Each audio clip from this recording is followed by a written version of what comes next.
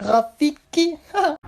Donc là j'ai démarré, alors je prends mon temps parce que j'aurai peut-être l'occasion de rencontrer une meuf qui fait de l'influence ici et qui pourrait en gros me faire visiter la ville et tout, etc. Mais le truc c'est que j'ai plus d'endroit où dormir ce soir, donc c'est en train de réfléchir et tout, mais je perds trop de temps là, donc je pense que je vais commencer l'autostop déjà maintenant, arrêter d'attendre, faut pas attendre les gens, faut aller, faut pas attendre les gens, faut aller. Donc voilà, je pense que je vais commencer à démarrer.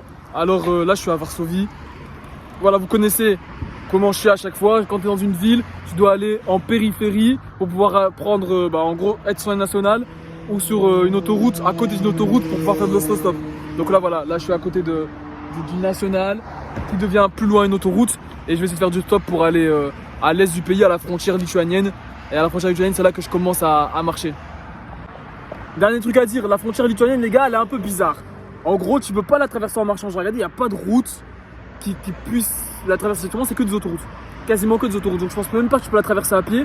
Il n'y a même pas de ville en fait, il n'y a pas de ville, c'est bizarre ça. Plus ou moins dans les frontières, il y a souvent une ville qui fait les deux, genre tu vois, qui est à la frontière et que tu peux aller à pied là, il n'y a pas. C'est vraiment que des autoroutes pour pouvoir traverser la Lituanie à pied. Donc je sais pas vraiment comment je vais faire, je pense que je vais être obligé de traverser la frontière en voiture, je voulais la traverser à pied mais l'obligation a l'air de l'imposer. Wow, c'est trop dur l'autostop ici, les routes elles sont trop bizarres. En gros c'est une autoroute qui traverse toute la ville et qui continue, genre il y a quasiment aucun accès. Là je suis pas à un bon endroit pour faire du stop, c'est pas du tout un bon endroit, il y a trop de directions. Je sais bien que je vais prendre trop de temps à être pris ici, faut que je change encore d'endroit, pourtant j'ai galéré à venir jusque là. Putain, là c'est vraiment dur aujourd'hui, c'est vraiment dur. Putain, je sens qu'aujourd'hui je vais dormir à la rue, hein. Le temps passe et j'avance pas. Je suis toujours à Varsovie, ça fait 3 heures de temps, là 4 heures de temps, je suis là en train d'essayer de faire du stop, en train de prendre des transports pour aller plus loin, ça avance pas. Ça va être très dur là, ça va être vraiment dur. En vrai, la vérité, moi je suis pas un bon exemple à suivre, hein. Je fraude des bus là, je vais frauder un train et tout, parce que à chaque fois pour quitter la ville, on peut le faire dans la légalité, mais pour quitter la ville, il faut toujours prendre genre 2 heures, 3 heures de marche à pied. Et moi ça, j'ai toujours trop la flemme. Bon par contre là, j'ai vraiment galéré, hein. J'essaie de faire du stop à l'entrée de la ville, personne me prenait, donc c'est pour ça que je quitte la ville.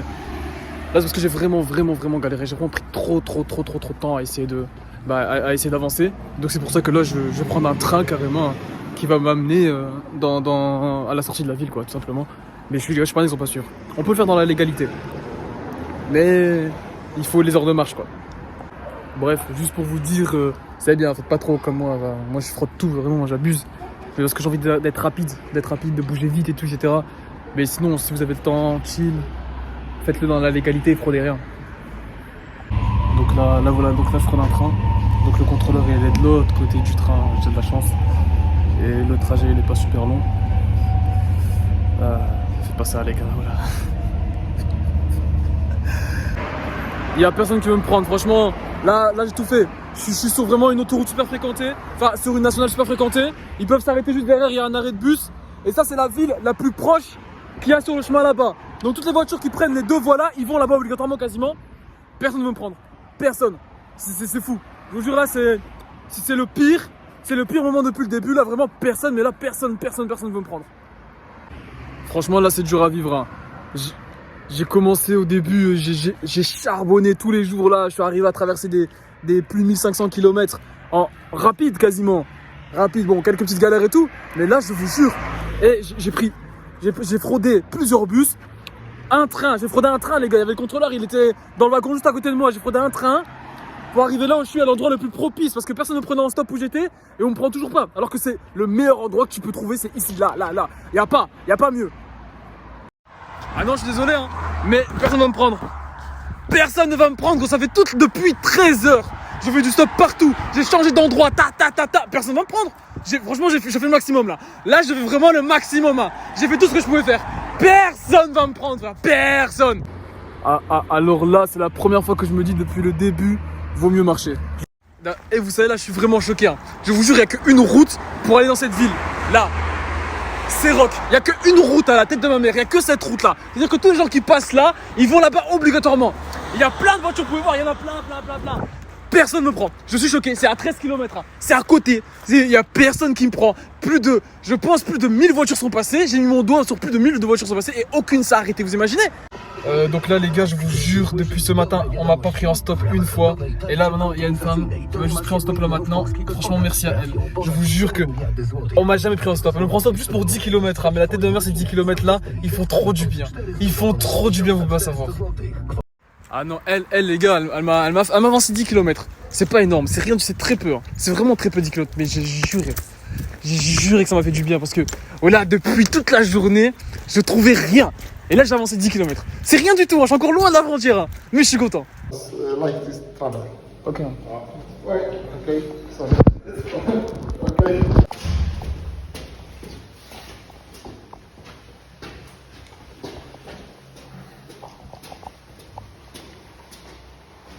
Je vous expliquer. Donc, voilà, donc la femme elle m'a déposé dans une petite ville qui s'appelle Rock, un truc comme ça, vraiment un bled paumé. Après, je marche.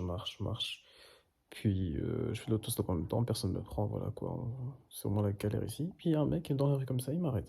Il me fait, salut, ça va et tout. Enfin, il parle en polonais. Je réponds en anglais, il parle vite fait anglais et tout. On essaie de se comprendre, on galère un petit peu.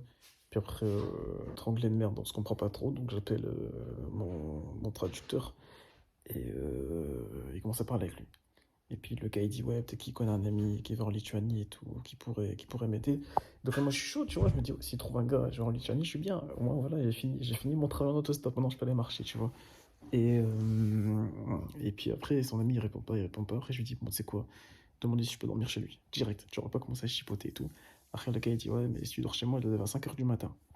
Bah oui, tant pis, c'est pas grave, wesh, moi je dors pas dehors 5h du matin. Je m'en fous que ce soit tôt le matin comme ça, tu vois. Au moins, je dors au chaud cette nuit, tu vois.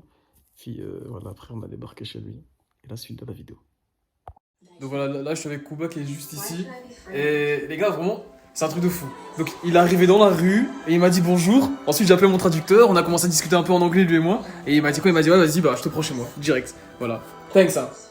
No problem. Thanks. Donc avant il m'explique qu'il était militaire. Et donc voilà, il est en train de me montrer un petit peu tout ce qu'il y a et tout. Ça c'était son ami. We recording something. Tape. Yes. Like 19 years. And Donc là, on me fait un cours d'histoire sur l'armée polonaise, les gars. Apparemment, il y avait un mec pété en 1500, il s'appelle Ouja quelque chose. Je vais remettre le nom parce que le nom était un peu compliqué. Et c'est lui qui a précurseur en vrai de tout ce qui est du genre des tanks et tout, etc., des formations de guerre. C'est lui là, avec la grosse moustache là. Bref, et donc voilà, il est chaud en stratégie apparemment, et donc on est en train de parler de ça. Enfin, il est en train de me montrer tout ça là. ponad 40 000 żołnierzy. Et donc, petite anecdote que j'ai retenue de cette armée, en fait, ils portent des genres de protection avec des ailes, et les ailes au vent, elles sifflent. Quand ils courent avec leurs chevaux et tout, et ça, c'est un truc en mode. Ça faisait super peur aux autres armées et tout, etc. Parce que c'était une armée super pétée, et ils ont éclaté des armées entières, alors qu'ils étaient souvent un petit nombre, grâce à la stratégie. Donc, voici mon lit pour ce soir. Petit canapé bien posé. Je crois que c'est un vlog plutôt court. Je recommence la vidéo au moins, on verra ma tête de face. Fais-le de tourner mon téléphone. Ah non, aujourd'hui j'ai pété un câble toute la journée quasiment. J'ai pas fait beaucoup de vidéos en plus d'ailleurs, je sais pas si vous avez remarqué. En fait, quand je suis énervé ou quand je suis stressé, je fais pas beaucoup de vidéos ni de stories parce que je sais pas, ça me vient pas à l'esprit d'en faire. Je suis en mode putain, ça me casse la tête là, nanana, j'arrive pas à être là. Et donc je sais pas, j'ai pas le réflexe de faire une story quand je suis vénère. Donc voilà, sachez que quand je suis pas bien, pas beaucoup de vidéos, pas beaucoup de stories. Donc le vlog il est un peu court aujourd'hui et tout. Et franchement, je sais pas, la journée était bizarre. Vraiment, en émotion, elle était comme ça. Parce que de base, je devais visiter une ville avec une influenceuse et tout, nanana. Je me suis dit, putain de journée et tout. Après ça, genre, j'ai dû partir, j'avais plus d'endroit où dormir à Varsovie. Donc, c'est-à-dire que c'était un peu la galère. Puis j'ai galéré à quitter Varsovie de ouf. Et à la fin, on prend l'autostop. Et puis, même pas 10 minutes après, je trouve quelqu'un chez qui dormir. Je sais pas, c'était une journée trop d'émotions comme ça. Ça m'a quand même fort épuisé. Bon, bonne nuit.